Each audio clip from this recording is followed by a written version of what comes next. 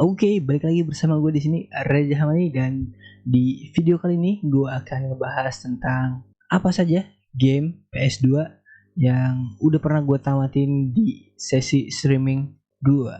Jadi langsung aja kita ke videonya. Let's go. Yang pertama, Barnyard adalah sebuah video game adventure yang dirilis pada tahun 2006, dan game Barnyard ini didevelop oleh sebuah studio yang bernama Blue Tongue Entertainment dan dipublish oleh publisher bernama THQ, yang dimana THQ ini adalah publisher yang sering merilis game-game kartun. Nah, game Barnyard ini mengambil referensinya dari sebuah film animasi dengan judul yang sama seperti judul gamenya, yaitu Barnyard. Game Barnyard ini mengisahkan tentang seekor sapi jantan yang suka menggila dan sedikit barbar bernama Otis. Pada suatu hari, bapaknya si Otis ini yang bernama Uncle Ben, seekor sapi pemimpin peternakan tempat mereka tinggal, meninggal dunia. Akibat meninggalnya bapaknya si Otis ini, sebagai anak dia harus mengambil alih kepemimpinan di peternakan dan harus merubah sikapnya juga menjadi lebih dewasa. Sebagai karakter, kita di sini berperan sebagai seekor sapi juga yang akan menjadi penghuni baru di peternakan tersebut. Game Barnyard ini memiliki gameplay yang sangat kocak, ngakak, lucu abis, tapi seru juga. Dan game ini memiliki konsep eksplorasi ya, karena di game ini memiliki maps yang cukup lumayan luas. Selain kekocakan gameplay dan eksplorasinya, game ini memberikan kita sebagai player sebuah mekanik yang dimana kita diperbolehkan untuk mendekorasi peternakan tempat kita tinggal. Game Barnyard ini adalah tipikal game yang sangat ringan untuk dimainkan, untuk ngecil-ngecil gitulah. Buat yang mau santai-santai sangat cocok buat mainin game ini. Game ini tuh menyuguhkan berbagai macam karakter hewan-hewan lucu dan tingkahnya tuh kocak-kocak gitu. Tapi walaupun ada kocak-kocak dan komedi-komedinya di game Barnyard ini juga menyuguhkan cerita yang lumayan menyentuh antara hubungan anak dan bapak gitu. Bagi kalian yang pernah nonton animasi Barnyard di TV, kalau nggak salah ingat dulu tuh ditayang di Global TV, game ini tuh patut banget untuk dicoba mainin, mantap. Yang kedua, game Def Jam Fight for New York City adalah sebuah game fighting yang dirilis pada tahun 2004 untuk PS2. Game ini didevelop oleh studio AKI Corporation dan dipublish oleh Electronic Arts atau yang biasa disebut EA dengan slogan EA Sports in the Game. Lalu game Def Jam Fight for New York City ini adalah sequel dari game Def Jam Vendetta. Alur cerita dari game Def Jam Fight for New York City ini, kita sebagai karakter yang kita buat sendiri tidak sengaja masuk ke dalam sebuah pertikaian antara dua belah kubu underground yang diisi oleh karakter-karakter yang referensinya diambil dari artis-artis hip hop dari New York. Dan untuk gameplay dari Def Jam Fight for New York City ini, kita harus selesaikan pertikaian-pertikaian yang ada dari berbagai macam tempat atau map yang disediakan di game ini untuk mendapatkan respect dari orang-orang di underground tersebut, dan juga kita mendapatkan kekuasaannya. Def Jam Fight for New York City ini mendapatkan ulasan yang sangat positif dari kritikus-kritikus game. Mereka mengapresiasi grafis, gameplay, dan soundtrack yang tersedia di game tersebut. Kayaknya menurut gua lumayan masuk akal karena referensi karakter-karakter yang diambil ini kan artis-artis hip hop dari New York, dan kurang lebih itu artis-artis yang lumayan bisa dibilang legend lah di kalangan hip hop. Dan game Def Jam Fight for New York City ini selain mendapatkan ulasan yang baik dari para kritikus, game ini juga berhasil mengkonversi dari segi bisnisnya ulasan tersebut menjadi profit, karena game ini berhasil menjual kurang lebih 1 juta kopi, dan itu adalah angka yang lumayan fantastis bro untuk game Def Jam Fight for New York City.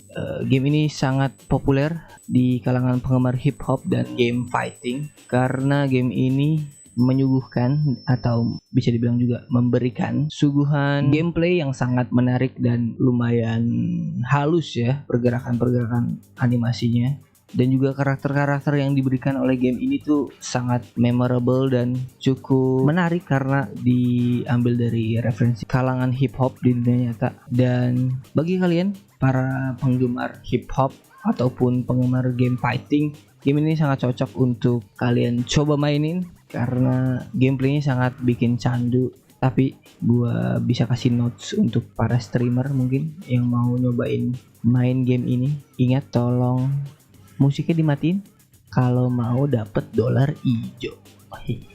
Yang ketiga, selanjutnya game God Hand. Ini adalah game action adventure beat 'em up yang dirilis pada tahun 2005 untuk PS2, dan game ini didevelop oleh sebuah studio yang bernama Clover Studio.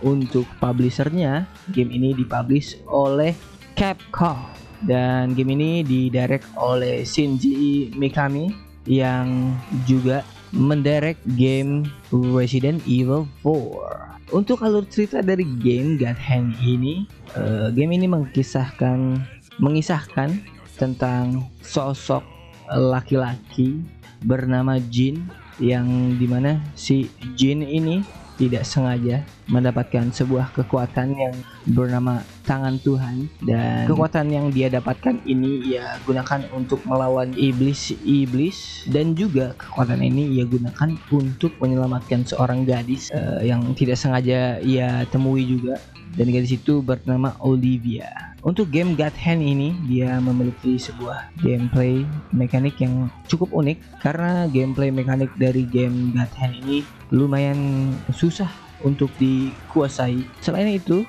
alur cerita yang dibawakan oleh game God Hand ini ternyata unsur komedinya sangat kental di dalam alur ceritanya.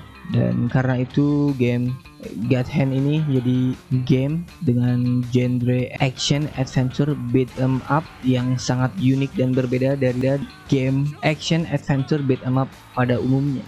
Ada fun fact untuk game God Hand ini. Game God Hand ini sangat amat populer di Indonesia, tetapi entah kenapa di skala internasional game God Hand ini tidak menarik perhatian para gamer-gamer di skala internasional ini. Tetapi jika kalian tertarik dengan game yang bergenre action adventure beat 'em up yang unik dan menantang, game God Hand ini sangat cocok untuk kalian coba dan rasakan mekanik yang sangat unik tersebut. Yang keempat, oke, kita lanjut ke game selanjutnya. Ada Front Mission 4. Ini adalah sebuah game strategi RPG, dan game ini dirilis pada tahun 2005 untuk PS2. Game ini di-develop dan dipublish oleh Square Enix, dan sampai saat ini game ini sudah banyak memiliki seri-serinya. Seri pertama game ini kalau nggak salah ada di PS1, dan seri terakhir yang dirilis adalah versi remake dari game PS1-nya. Jadi mungkin Front Mission pertama yang ada di PS1 di remake. Untuk alur cerita dari game Front Mission 4 ini, di awal game kita diperkenalkan dengan seorang karakter yang bernama Elsa, yang dimana Elsa ini direkrut oleh sebuah badan penelitian yang bernama Durandal. Lalu ada satu karakter lagi, seorang sersa bernama Daryl, dan ya benar sekali di game ini kita akan bermain menggunakan 2 karakter yang berbeda. Oke, dan kita lanjut lagi ke alur ceritanya. Pokok permasalahan dimulai pada tahun 2096, di mana tiba-tiba markas militer Jerman diserang oleh musuh yang tidak diketahui siapa musuh tersebut, dan akhirnya akibat kejadian tersebut pemimpin dari European Community membahas perang tersebut dan akhirnya meminta bantuan kepada timnya si Elsa, yaitu Durandal Research, untuk meneliti dan menyelidiki tentang kejadian yang terjadi di markas militer Jerman tersebut. Lalu game Formation 4 ini dia memiliki gameplay yang cukup rumit dan complicated karena game strategi ya.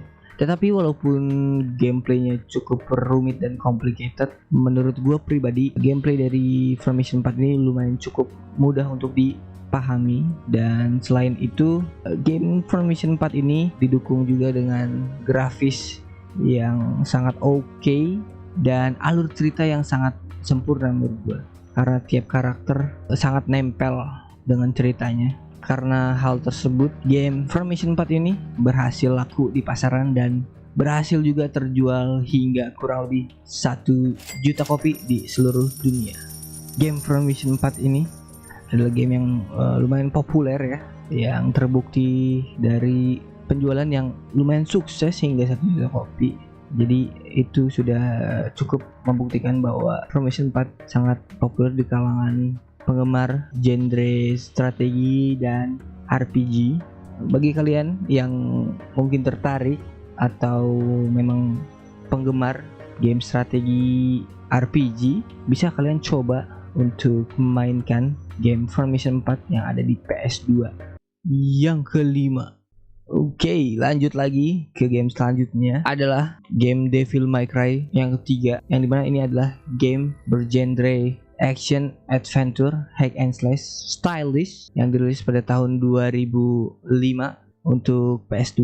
Dan game ini di-develop dan dipublish oleh Capcom. Sampai sekarang total seri yang sudah dikeluarkan oleh judul Devil May Cry ini sudah sampai seri kelima, dan seri terakhir yang kelima itu dirilis pada tahun 2019. Berkisahkan tentang seorang bernama Dante, yang dimana dia adalah pemburu iblis yang masih muda, dan dia juga harus menghentikan saudaranya yang bernama Vergil karena saudaranya ini ingin sekali membuka sebuah pintu ke dunia iblis. Jadi di game ini mengisahkan perjalanan Dante untuk menghentikan si Vergil ini, dan di tengah perjalanan dia harus melawan berbagai macam jenis iblis dan monster. Dan setelah bertemu dengan saudaranya si Vergil, Dante akan bertarung, dan pertarungan antara Dante dan Vergil ini adalah pertarungan yang sangat-sangat